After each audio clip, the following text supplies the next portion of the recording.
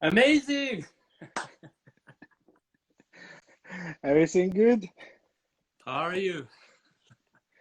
Are you not too exhausted with the board meeting that you had the whole afternoon? Yeah, it's a crazy day today. Yes, thank you and I hope, Laurent, that you will support me. I'm so Of course. exhausted. I'm so tired. I'm just finishing. As you know, we had two board meetings at HYT and Pressiflex with the board members. For us, it's very important, that currently we live really unique times, very difficult, really tough, really challenging times. And we have more than 90% of our retail network, which is closed. You at Chronopassion, you are closed also. Same Normally story. you will reopen next week. So it's very good news.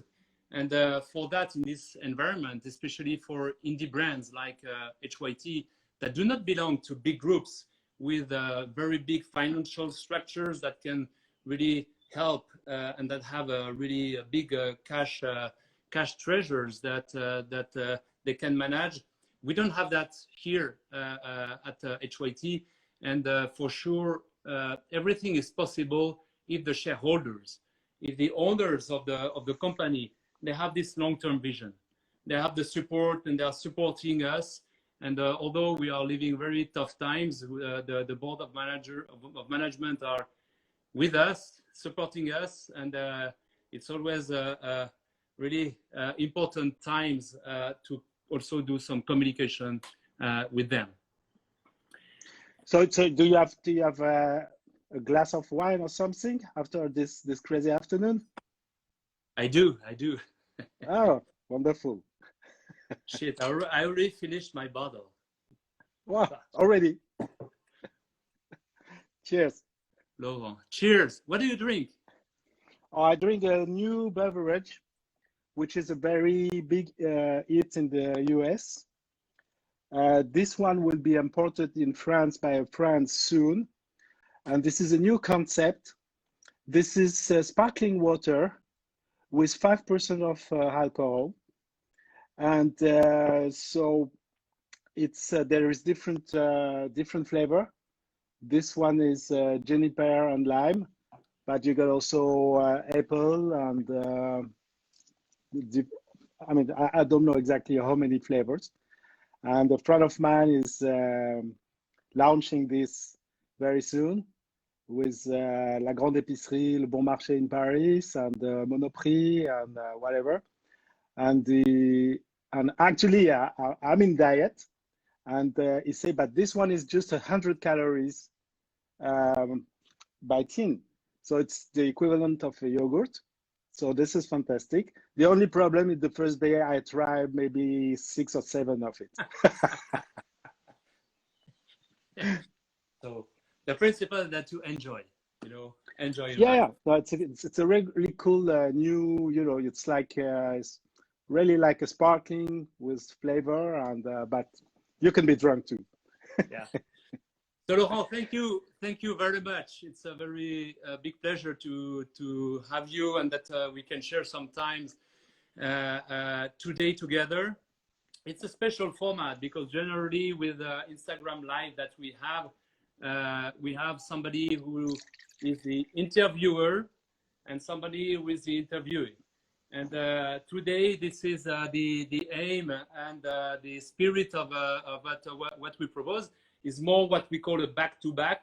Is not a confrontation like a box play, is much more a discussion. And I do not expect that you ask me questions about HYT, but this is something that a moment that is made possible thanks, despite the very tough times that we are living due to the COVID, but thanks to the COVID, I think that we have new opportunities to open new channels and new ways of communication. And today, a lot of people, because it has been quite successful, but a lot of people say, okay, what will you do once the COVID will be out? And I think that we will never come back. We'll never come back to the past. And I think that the new era that we opened, especially with this discussion, with this one-to-one, I think it will continue, and it gives us the unique opportunity also not only to share between you and me some discussion and some ideas of the watchmaking, of the indie brands, of many different things, but to share with a lot of other people that are here with us, and on different subjects, and we will interact with also the questions that we have today. So maybe to start with, Laurent, as you are, as some people name you the king, you know, the king, you are the king, you are the king of the indies. And I will not speak especially for HYT, but for the whole ecosystem, which are the indie brand. I always ask myself, you know, how is it you take the Carré des Horlogers, the Carré des Indépendants, the SHH, or now the Watches and Wonders? How is it that all the brands that are here, they make a maximum of 20 million of revenue? And so there is no comparison to do with all the big brands like Cartier, IWC, Jaeger-LeCoultre, etc. We are very, very small.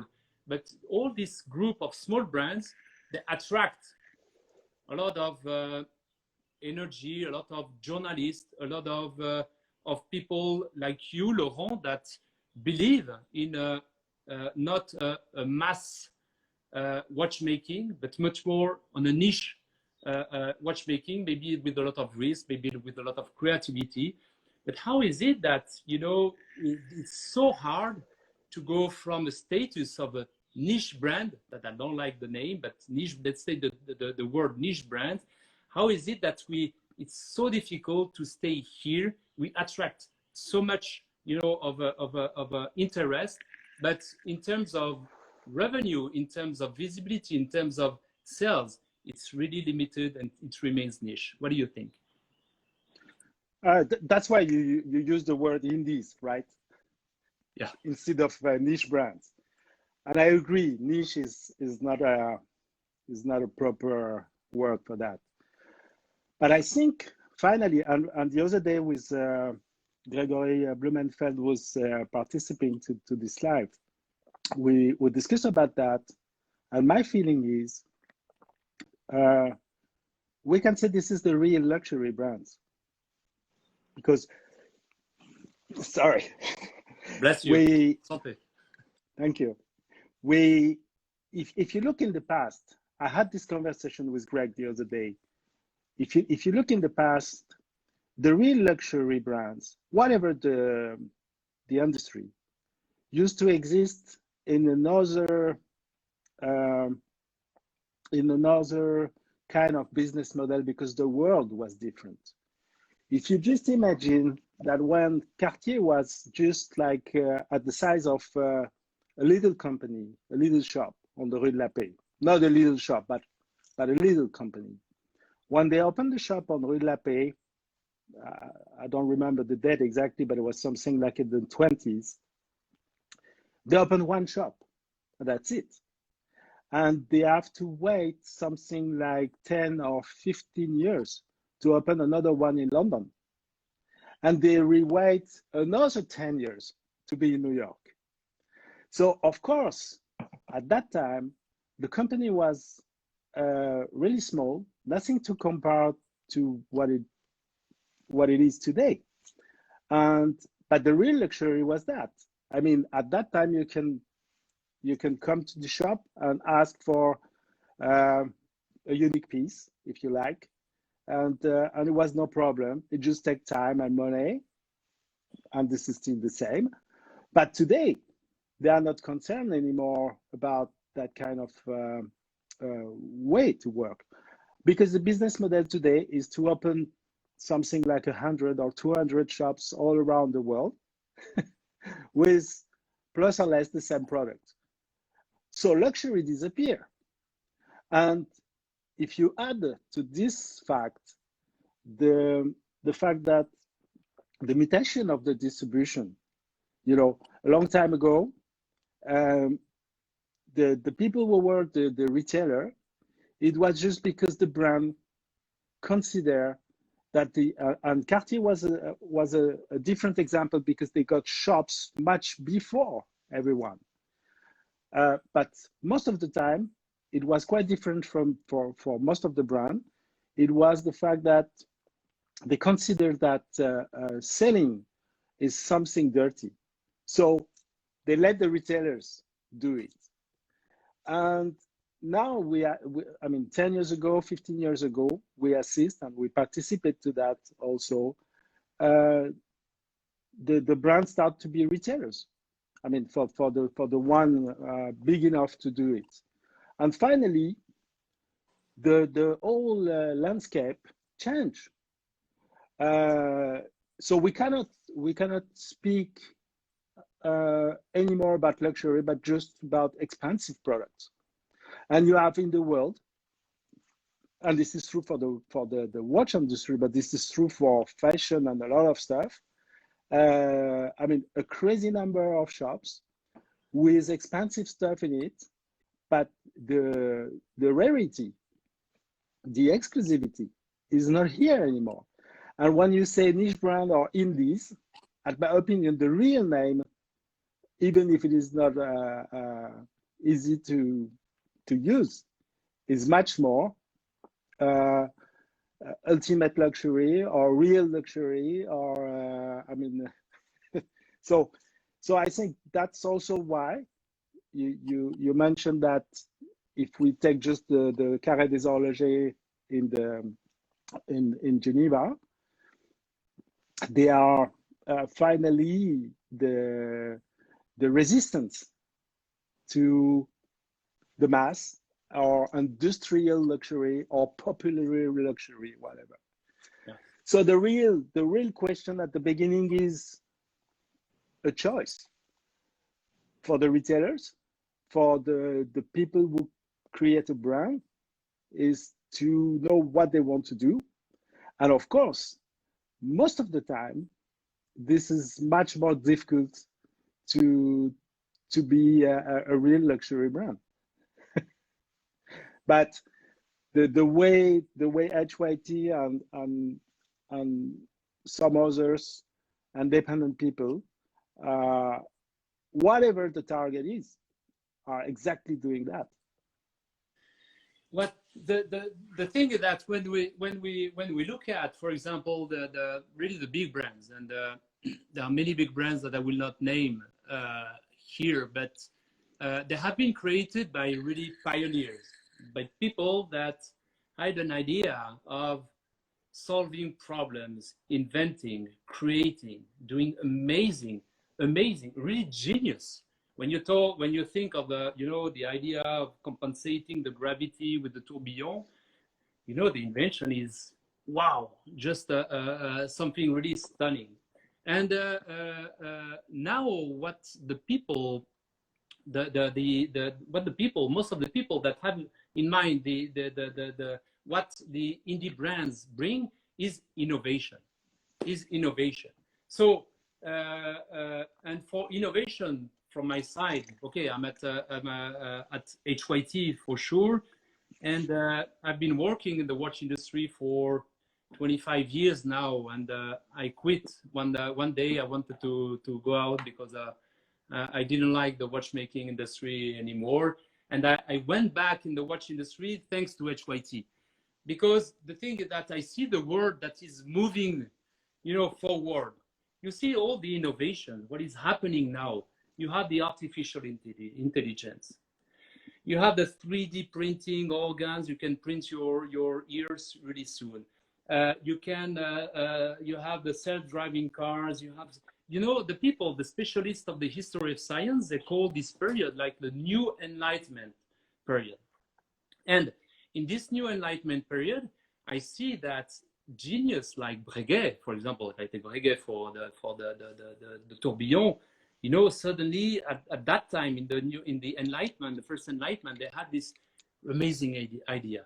And what I see now, but it's only my perspective, and I would like to share with you to contradict me also maybe, But I see that innovation in watchmaking is a lot to do with improving something that already exists, precision, double tourbillon, triple tourbillon, to integrate new shapes, okay, make possible thanks to milling and special machines or new material. But to really think the essence of time, essence of telling time. I don't see that many inspiration. And what I saw in the last 10 years, the biggest innovation for me is Apple Watch. You know, the things that come on your wrist. And although I don't wear an Apple Watch for sure, I must admit that for me, this is something major that happened in the last 10 years. So how is it that with such, you know, these big brands with big amounts of money available, you know, that I think that there is something missing for the watch industry to really belong to the third millennium? But I think also that, you know, the Apple Watch was really the knowledge and the background to make computers and phones and whatever. And Apple was typically the one that they can do it. But the watch industry cannot be in this trend because they don't know how to build a computer. And this is the same story if we ask Apple to produce complicated watches. I mean, this is not in the area of the competence. So, but at the end of the day, this is one of the big innovation, even if, at my opinion, this is not a real watch, but it's the same revolution that we had with the quartz in the 70s, meaning that when the quartz came out, as you know, everyone started to close the company, close the watchmaking school, whatever, because for the people it was okay. Nothing will be the same now. And finally, the rationality was not at the appointment, meaning that after some years, because we are human, and the human being and the rationality is sometimes far. At one moment, we just realized that we really prefer to have something sometimes less precise, but with a spirit. And we went back to the traditional movement. And it was really tough at that time if we try to do the perspective of that future to believe that it will be like it was.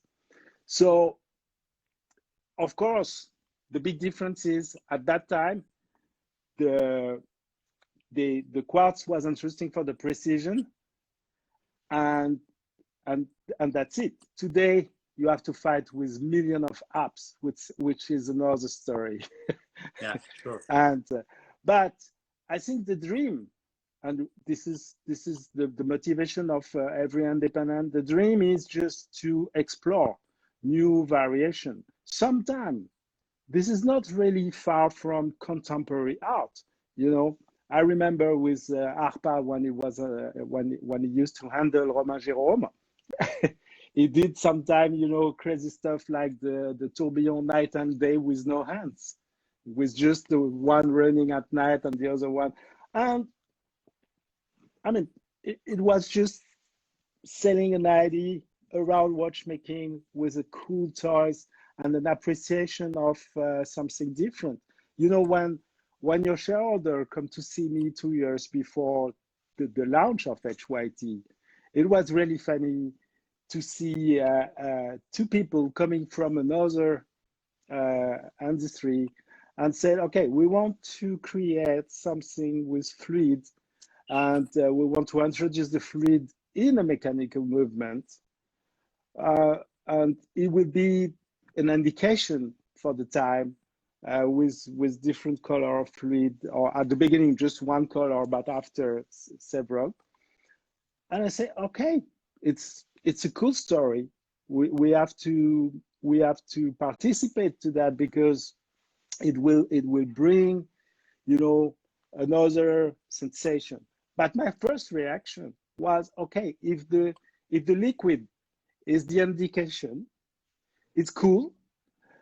But the problem also with human being is also most of the time that you be very quickly familiar with a new ID, and you know, it's the same story when today you buy an electric motorbike.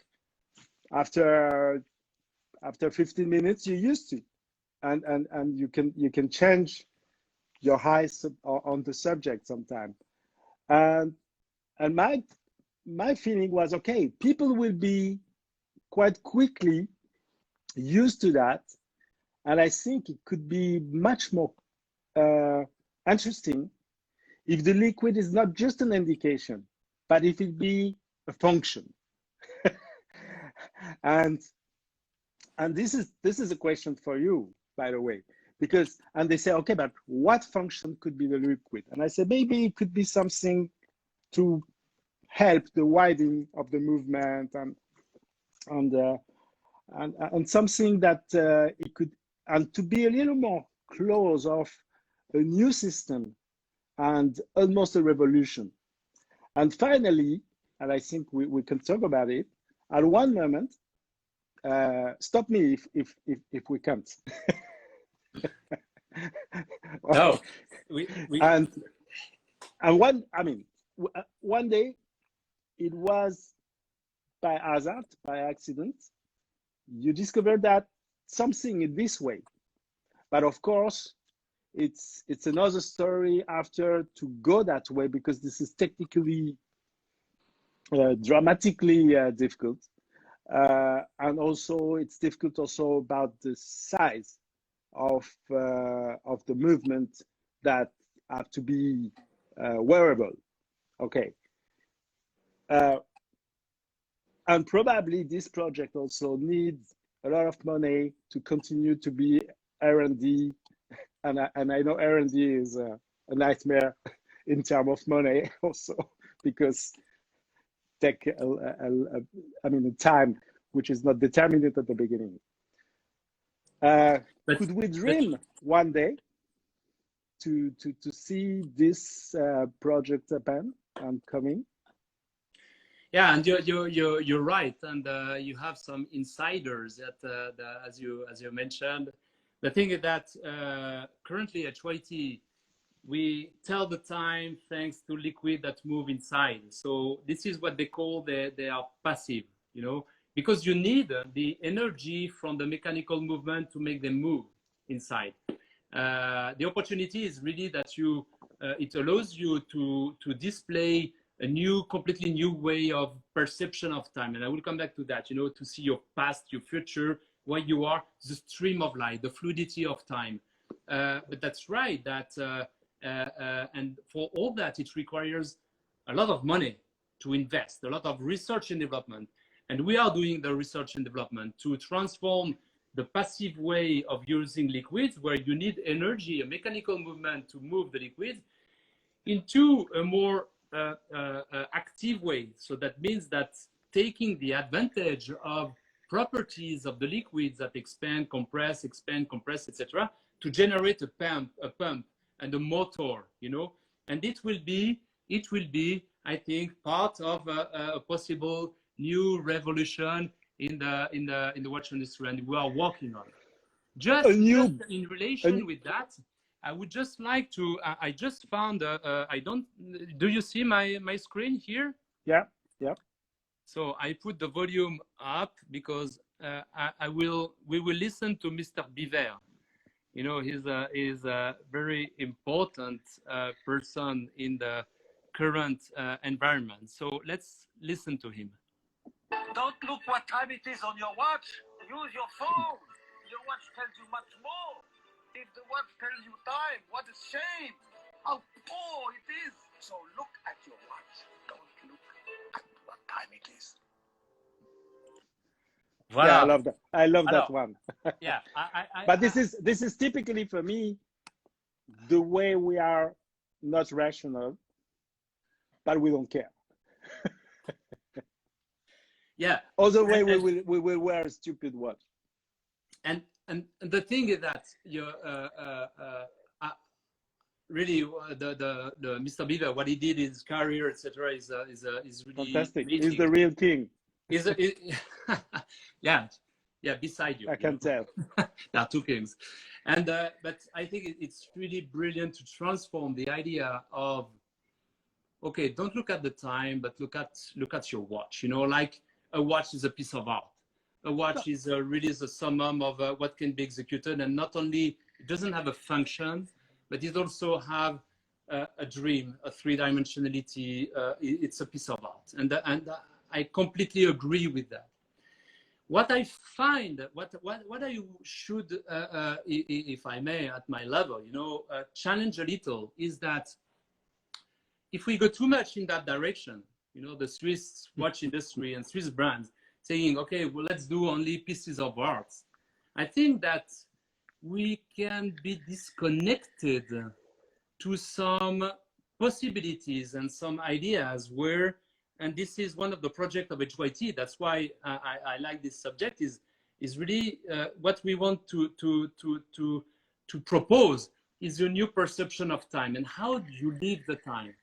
And I think that, you know, the invention of plugging based on the wheel revolution of the 15th century, wheels and gears, etc., and then you plug hands that rotate, etc. It was brilliant in terms of science, but it was not brilliant in terms of human perception of time, because your perception of time is not a hand.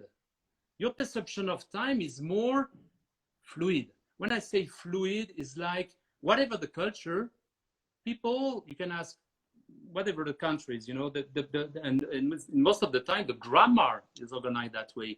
You have a future, I will be. There is a past, I was. And there is a present, I am. You know, and it's a flow. You know, I will be, I am, I was. I will be, am I was. And it's a constant flow. And I think that the watchmakers also, not only to say you can read and you can see the time, what time it is, like it's 1727 exactly now. No, it's not only that, it's to have a mental representation of what you have lived, your experience, your stomach, you know, your gut, this is what you live, what you have experienced, and you are in the flow, you are in the process. And for that, I would say that the possibility for the watchmakers not to become art, like contemporary art, you know, they also, we could all together also thinks to what is time? What is time for you? What is your experience with time? And here there are a lot of ways to experience in creative way. But HYT is part of it. I mean, on this watch, it's much more evident to see the circulation of the time, and you have much more, you know, the feeling of you just said. I mean, meaning that the time is going ahead, but I can see, you know, the way it is, which is of course very different than if you compare that to analogic watch. But you know, Jean-Claude, with the help of Mathias Butet, at one moment they did one watch, La Clé du Temps, the key of time. And it was really interesting because it was the real time and the time, the uncomfortable time and the cool time. So you can set the watch if you got like fiscal control from the you know, it's like really boring and bad time. So at this moment you set your watch with bad time, and instead to be an hour, the hour will be 15 minutes. And on the other, at the opposite of that, if it is a cool time, 15 minutes will be an hour. So you can spend much more, I mean, in the reflection. And one of my customers who bought that piece quite a long time ago and played the game. And after some days, he called me back and he said, I'm lost. And I said, okay, go back to the civil times for 2 or 3 days. I said, okay, thank you, doctor. But But I think that kind of perception is sometimes approached by independent. It's true with HYT. It's true, at my opinion, also with your work with the Cobra, with Yeah, the definitely. linear, progression of the time. But I agree with you. If we just do like contemporary art, at the end of the day, it could be fun sometime, but this is not the goal. And we cannot do also, I mean, something will give the function, but it's just if it is just a round watch, boring, this is a trap. But and to do a round watch, analogic with something, like a deep emotion and a lot of DNA. Mozart did it very well, for example, and this is not a very easy exercise. So I think there is plenty of always the place to do a lot of things. There is a lot of people who we count today much more brands that we need, and this is true for a long time, because when the watchmaking start to be exposed, a lot of people, they want to do a watch because it could be an accessory for the people who do fashion or jewelry, and there is real watchmaker, there is nuts people, there is some burglar. I mean, there is a lot of people that they all come to that, and I receive a lot of projects every year, and I receive a lot of people, and sometimes I'm very embarrassed because I say, okay, maybe you better go back to your home and to do something else, because the public for that will be very short. But at the end of the day, we can see that all the Carré des Horlogers, as you mentioned, produce just a very little number of watches, even all together, because we are with customers that they are just a little family. But this is true for a lot of subjects. I mean, if you look on high-end stuff for shoes, for guitars, for leather jacket, for cars, for whatever, most of the people, they buy the same brand. I mean, the brand who are internationally known for years, and that's it. And at the end of the day, you get a round watch with 2 hands or 3. That's it. And so I think the goal is really to continue and to be, with multi results. I mean, and that's why also I was mentioning, because it was a big story for HYT to do what is the collection today. We had some new step at different time. The light was one of it. The H3 or H4 was also a big step. But of course, the people, because they are human, they always wait for something more. And that's the point, because at one moment you can change the color, you can change the dye, okay.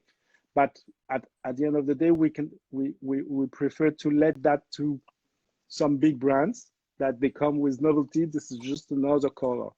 So I think even if the R&D on the liquid could be the energy of the watch, for HYT, I think there is a lot of people that they wait also more than just the indication of the hours. Some of my customers, they ask me sometimes, okay, when the minutes will come, when the seconds come with the indication with the fluid. And of course, we don't push a button just to do that. But we often have a lot of questions concerning what's next, what's going and the thing is that the HYT project since the beginning required investment something like more than 50 million euros, Swiss francs, or whatever. And I would say that it's one of the unique projects, you know, in the watch industry. And what I find, you know, I've been working for before when I was much younger, for Swatch Group, for Richemont, etc. And what is a pity for me that to discover, you know, after all these years, that HYT project would not have been possible inside a big group. And although it's not a question of money, because, you know, the cash They is got here, more. and Sure. they have the money, but it's just in the mindset, you know. And although the people that created these big brands had pioneers' vision, and what is maybe tricky today is that as a watchmaking as a whole ecosystem, not talking about only HYT or whatever, as a whole ecosystem, I think that this energy of pioneers and taking risk is something that should be more taken, not only to expect HYT to integrate a GMT function with fluidic blam blam, with a light device or whatever. We are working on that, but we have so limited, you know. Yeah, but you mentioned, and we have access to shareholders, etc. But we are so small compared to the bigger ones. And when I see a novelty, saying a novelty is a change of a color of a bezel or a dial, I say, shit, okay, let's, because as a HYT, I do need Rolex. I do need Rolex. Rolex for me is one of the key brands, because Rolex has educated the people to say, I can spend $6,000, 6,000 euros, you know, in a mechanical watch in steel with 2 hands or 3 hands or whatever. And you absolutely need this, I would say, this education for the people to start the journey of passion in the watchmaking. But my fear is that this, you know, these big brands that educate the people with more entry price level, you know, they are disconnected, and are getting disconnected from the innovation and from this unique contemporary time that we are living now. I need the biggest brand. Oh, Laurent has disappeared. I don't know if you see him, if you saw him disappeared. I think he will come back. I don't know if it's me. Laurent, can you come back? Can you hear me?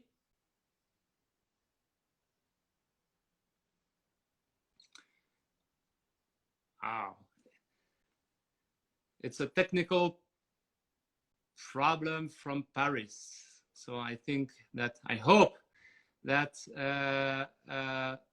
the Parisian and the French people will come back.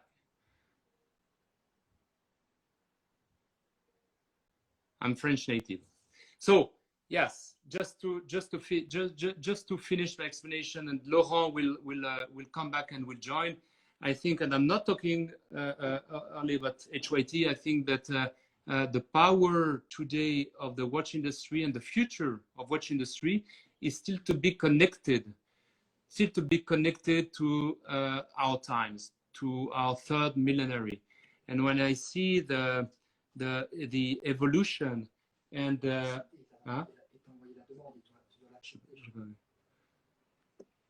okay. Laurent is back. I hope so. Laurent, what happened? I don't know. Okay, this is the privilege of being live. Yeah, so I will finish and give you the word is just to say, as a whole ecosystem, HYT, we need the big brands to do the education and to prepare. And my fear as an indie brand, and with lots of people saying invest, innovate, create. And when I see that the innovation from the biggest that should educate the base, you know, for me, don't put enough money or creativity or risk into, you know, creation, and they are maybe too much stuck into their history. They are stuck in the history of, oh, I'm a big brand that blah blah blah. So the minimization of my risk. I go back to my book, history book. I look at what has been done 50 years, 100 years ago, and I do a new model of that. I think that we need to shake that. You mentioned Breguet.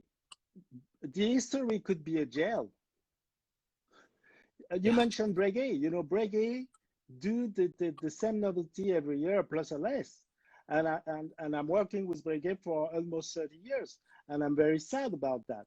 But they, in my opinion, quite afraid to do what could do Breguet if he was alive today.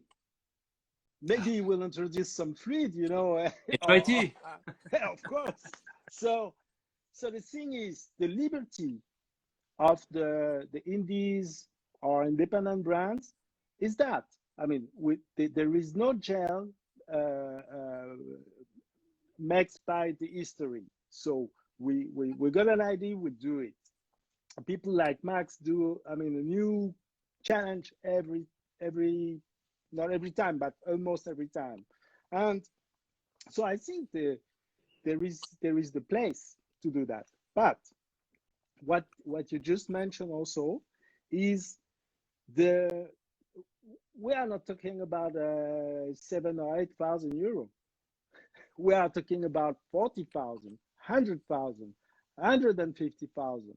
Okay, so which is, I mean, a tremendous amount of money. And of course, by the price, because small quantity, big research and development make the final product at a price that it is what it is. So first of all, I think there is a selection by the price who are, you know, related to accept the original story that I participate a lot as a shareholder at that time, that the price was the whole story. Not at the beginning, but now we can say that. So it's a statement. But if we consider, you know, reality, and it's quite difficult, but we go back to how the world was long time ago and today. You know, I won't be surprised tomorrow if you get some luxury brands who produce a mask for the COVID at 3,000 euro, maybe. Who knows? So after this is really the question of the choice of the people who are interested by the subject, meaning that you need, of course, I mean, an HYT or Yoverk or MBNF or Grobel or whatever, or Ulysse Nardin, it's difficult to choose this brand as a first watch. Most of the time, it's the reflection. It's a long process, because you start with, you know, another level, and when you get like 10 watches or 100 watches or 1,000 watches, of course, your eyes change, because the culture that you built, because you talk with people from the brand, you read, you go on the web, you got your watchmaking magazine, you met retailers, you met some other friends who collect and who like watches as crazy. And of course, 10 years or 5 years later, you don't buy, of course, the same stuff that you were buying before. But most of the people in the world, I mean, the people who got that kind of problems, which is not a big problem, you know, they got several watch and that's it. And sometimes a watch for the whole life. Okay, that's the way it is. But for the people who are nuts about the subject, which is our case and the case of this little family of time to have the knowledge, you know, to realize. So I think we have to continue, but we have to continue with always the same energy and the same motivation that we have at the beginning is not always to surprise the people, but to do something which is radical and different to the thing we know, and because we think there is a sense, there is a deep reason for that. But Laurent, you are really like a key person in the indie brands, you know, like a reference, and you have a Chronopassion in Paris. And I think that for one of the biggest challenge that we have, at least at HYT, is to educate, is to tell, is to explain the people. And for that, Laurent, you are doing an amazing job for all the indie brands, not only HYT, but MBNF, Overk, etc. All these indie brand, and for that, I would always thank you so much. But do you think that Chronopassion Paris can be also, you know, because you have the knowledge, you have the history, you can explain, you can you know, tell the story, you have the knowledge, and your team that you train also at Chronopassion has the knowledge and a very high level of expertise to explain to a collector, you know, why you should buy MBNF or HYT versus another brand or whatever. You think that, especially now with the COVID, for example, we are all locked down. We see that there will be a little difficulties for people, you know, in the coming 2 years to re-travel the way we used to do it last year. You think that a Chronopassion in another big city can exist? Are you motivated in that, or do you think it's worthless, or do you think it's more digital? What do you think? How do you see the evolution? Because from outside, from my only perspective, I need you. I need you to not only for me to do the sales, but I need you as a really reference people, you know, that is able to transmit the story and the rich storytelling of HYT, to do the education. And we don't have the money. Indie brands, we do not have the money to put advertising, to explain who we are, why HYT is expensive. And I would love, you know, to give this affordability much, you know, in a different way. But the technology is expensive, but it requires, why do we have this thermal compensator, which is the equivalent of the tourbillon, the fluidic tourbillon at HYT? Why all that?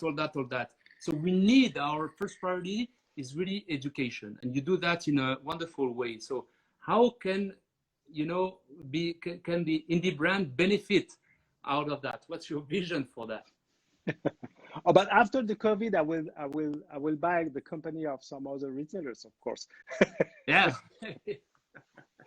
Now, the thing is, today it's quite difficult because I'm an independent too, and it's quite difficult to, you know, the prices. I opened in 1988, so this is more than 32 years. At that time, because the brand was not in the street, I mean, the prices of a shop, of a location on the good street anywhere in the world was affordable. Today, this is not anymore affordable, and this is affordable only by brands. And the idea to open in an apartment, I mean, some people do it quite well. You know, we see the experience in New York and other place, and but I think it's difficult also because when you got more than one shop, if you got 2 or 10, you're not anymore in one shop. You're always, you know, one shop, the other, etc. And honestly, at the end of the day, I'm a guy of a single shop because I'm at the shop every day, and we can react and look what's going on to try to do the best for the people who come. So it's not a project. And you mentioned, you say, okay, when we see a customer and we say, okay, you should buy This is not our goal. It could be astonished, but this is not our goal. Because, I think a retailer have to be really with a frankly attitude, meaning I have to show you stuff, crazy stuff, and most of the people that they come to because they know that we're always awake to catch the brands who do something weird and but interesting at our opinion, and we try to make them discover. We're much more here to open the doors of a lot of brands that they don't know very well and they want to discover. But we have also, a culture of the truth, which is not always very easy, but this is the way I am. And sometimes I lose a lot of money because I say what is my feeling. And sometimes we said, okay, this one, no, it's not good because it doesn't work properly. So we can do a mistake, but we do it, sincerely. We discover in this, and if so we don't want to be part of a gang. When we opened the monobrand Hublot store, and it was the same story with AP before, it was clear that because most of the time the monobrand store, they said, okay, we are the best, and every other brand are not interesting, to be polite. And finally, we did it because there is a connection with the Hublot store, and it was the same with the AP store a long time ago. Meaning that if someone is coming in the monobrand store, we are not here to sell, or the obligation to sell one brand. I mean, the brand of the mono store one. We say, okay, we're here to find with you what is the one that you really love. Of course, we're here to sell you maybe more than one, and I'm sure about that.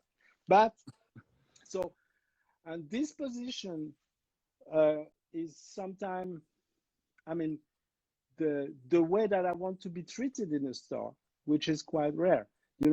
If sometimes somebody asks me, even if the piece is crazy expensive, and said, okay, I want to buy this one, and I got the knowledge that no, this is not a good idea, I told the customer, and I say, okay, I'm not here to do a one shot, which is quite the case often in a lot of different business, but to be long term, because a lot of people with a lot of brands that were introduced, like HYT, Richard Mille, MBNF, Urberk, and a lot, because we carry 32 brands with 26 or 27 independent brands today.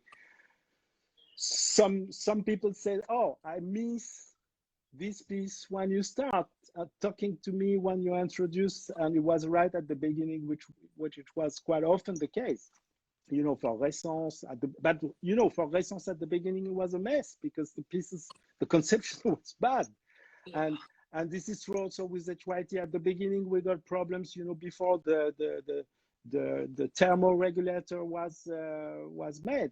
And we were, very embarrassed because, of course, we are first line. If somebody buying something from us, I'm the first one to be beat if there is a problem. And in watchmaking, there is always problem, but you have to be in the 2 or 3% tolerance of problem. Which is the maximum that you can have. But of course, when you start something, you got most of the time more problem. And the reaction of HYT when we discovered that the temperature was a big deal, I appreciate a lot. And I was quite surprised also when you stop everything and you start to work on the thermoregulation, and finally it was quite quick. And I was really, scary that maybe it would take like a year or something. And finally, after 3 or 4 months, everything was done. And in 1 second, everything was accurate and the problem disappeared. Yeah. I mean, so so this is something also that much more difficult, at my opinion, to and with nonsense, with big companies, sometimes it takes much more time because there is like I mean, a fantastic tool, but too many people and too much politics. Yeah, definitely. And the thing is that with the you know the resolution of this temperature issue and challenge that we have, because we don't have any issue with gravity in the liquid, but we have a lot of issues with temperature. This is a thermometer. When you heat it, it expands. You know, when you decrease the temperature, it compresses. And because of that, you know, we have invented the thermal compensator, which is the equivalent of the tourbillon. So I like to say that it's the tourbillon from the fluidic. And when you need time to explain, you know, the complexity of having developed such a wonderful scientific solution, which is a thermal compensator, but it has been a lot of challenges. And I had a discussion on, it was on Sunday morning with a customer from the Philippines, and he bought 3 HYTs and is buying a new one, a bespoke project. And we had a discussion, you know, on because I asked him, okay, you are a collector, big collector, and we did some mistakes, you know, mistakes in technology at the beginning because we invented something that was not perfect. And he said something that resonates with me, that he said, you know, HYT is one of the most innovative brand. You are pioneer. And he said, you have to consider also your customer as a pioneer. Sure. And I think that for sure, if myself, I had to choose, you know, a watch, if I want to make sure that everything good, I don't want to take any risk, either, you know, in terms of what will the people think that I wear, whatever, or what, you know, or in terms of investment, you know, I will go with other brands. But if I let my heart, you know, my gut, my stomach talk, you know, I will go with HYT. And I think that you, Laurent, because Laurent, you are my customer. Yeah. And your customers also, you know, our customers. But I think that it is something that is very important is this in this ecosystem, is for everybody to understand that everybody is taking risk, and you are a retailer, you are, you know, you are the representative and the pillar, the king of choosing and identifying the indie brands and what is innovation, etc. And I think that it is key for us to sustain and to continue that process. And for me, it's a whole ecosystem. And at Chronopassion, you have the 30 or 20 something brands, you know, but you also have Hublot. Yeah. Hublot just, and I think that it's a combination. It's a win-win combination. What I hate to say is a conflict. You know, it's something to oppose the people. I think that Hublot helps also the indie helps also Hublot or the biggest brands. And I think that this whole ecosystem, they live together. We have sometimes some fights for sure. But I think that what is important is that we all have a common vision of continuing the innovation, not staying in our comfort zone, and to keep the things going on. And one of the things is really the relay that you are, you know, to make the bridge also between the brand and the education of the final customer. And this is for me a key thing. You know, the retailer must be, which is logical, but must be the ambassador of the brands, you know? Yeah. So we have to I mean, our goal is to make them know by more and more people. So every day we're talking about all the brands that we carry, and to explain the philosophy and what was the start, what is the history, what was the cool result of some big research, and how you know, they achieve all that. Well, of course, there is some customer that they really don't care. They say, I just love it and don't bother me. Well, okay, I mean, this is the question is always the same. You know, the people coming to us because there is no this is not by chance. I mean, they're coming because they like and they love the subject. They want to discover. Every time the people come with us, and which is quite normal because this is quite a unique proposition that we have in the world. That most of the people they come and they say, "Oh, it's crazy because you got like the tank of all the independents, and you got also like traditional brand like Breguet or Panerai and Hublot and time after time we see with every customer is different, of course. You know, there is people that they got like 500 watches and they know everything and they just come because they say, okay, I want to see this one because I heard that it just came out, you just receive it, and okay. But you know, Tobias is participating. We just before uh, before the COVID, we just introduced Armin Strom, and maybe a week after we receive the watch, we have to close. Say, you know, it's like we see that later. I don't know. So we really want that to be, you know, not a retail store as okay, hi, I'm the customer, you're the seller, I want this, I try to bargain, and that's it. We want, you know, to share, and sometimes, you know, even if it's raining outside and the people are just from the shop, we just open the door and say, come to a dry place and we will show you, I don't know, a repeater or sapphire pieces or HYT or whatever, just to discover because you got time and wait the rain stop, and that's okay. This is the first mission of a shop, at my opinion.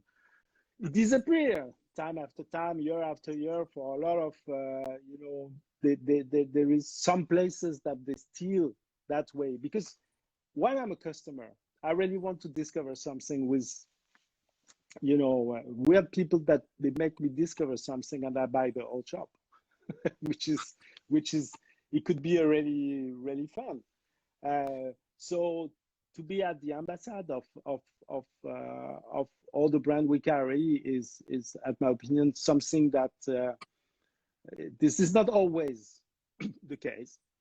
And you know, this is not just to post a picture. Is to be really involved, and as you know, we are very close of all the brand we work with, because we all want to understand. Sometimes there is some difficulties, sometimes it's going well, and you know, it's a long way, you know, to achieve for everyone, and especially for independent. But of course, this is, at my opinion, much more challenging and interesting with independent anyway. Yeah. But Laurent, I saw you many times in the last 4 weeks. I think it's also thanks, you know, to the COVID. It's new ways of communication that we're experiencing tonight. You know, there is no moderator, no interview. You know, it's going back and forth, etc. But I think the live is the discovery of the COVID. You know. Yeah. And I will probably do some more live in the future, just when we will receive a new Spanish HYT or other brand, just to, you know, it's I mean, there is the side of the real life in real time, which is quite interesting. So Laurent, thank you very much. We achieved the hour that we had for this back-to-back session. I would like to thank you very much for everything that you do to promote indie brand, not only HYT, but the whole, well, indie ecosystem. And I think that the kind of the way we just communicated tonight will continue. For me, the COVID, besides the disaster aspects on the economy, on the life, you know, it's taking out lives of our beloved ones, etc. Beside that, I think that we all have to reinvent ourselves. How do we do is that kind of experience tonight, and we see that we had a communication. We couldn't answer to any other of all the questions that we have. I see that I have to tell that time is like a river. Apparently, when I say time is like a river, I said it in a way which is not the American way. It's like a river. I don't know. So, but I tell it, you know, enjoy time, see time as a flow, as a stream, and be inside, enjoy, and think of, yeah, enjoy. And Laurent, talk to you and hope to see you soon to enjoy another glass. With pleasure, anytime. Goodbye. Thank you, folks. Thank you very much. Goodbye. Bye-bye.